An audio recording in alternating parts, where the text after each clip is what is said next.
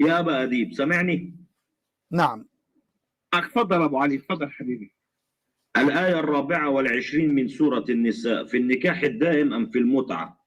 مش عايز شرح ولا تفصيل، موافق على جوابك أيا كان، بس جاوبني. لا، بالنكاح الدائم. اللي بها فما استمتعتم به. واحدة واحدة ولا أيوة النكاح واحدة الدائم. نعم. أحسن. يا أبا أديب، هل تتفق أن هذه الآية تتماشى وتشمل والدك المكرم ووالدتك المكرمة؟ ايش بيها؟ نحن بس ما فيهم استئجار. أنا سؤالي واضح، هل تزوج منهم؟ تقبل هذه الآية تطبق على أمك وأبيك؟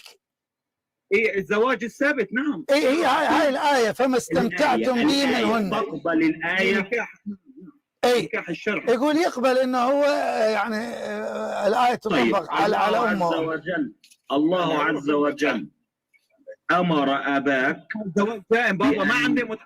انا ما عندي الزواج. اي هو يعني ما قلتش متعة، ما قلتش متعة، ما قلتش متعة، ما قلتش متعة، ما قلتش متعة.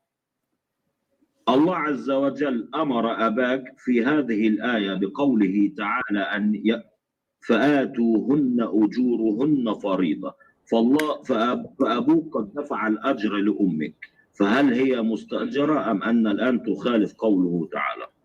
إخواني الآن أبو أديب قال أمي وأبوي يقعان تحت هذه الآية اللي هي شنو؟ فما استمتع أبو أديب بأمه فآتوا أبو أديب الأجرة. إذن أبوه كان يتمتع بأمه، يعني أبو أديب ابن المتعة. إذن أبو أديب ابن المتعة، لأن القرآن قال فما استمتعتم، يعني أبو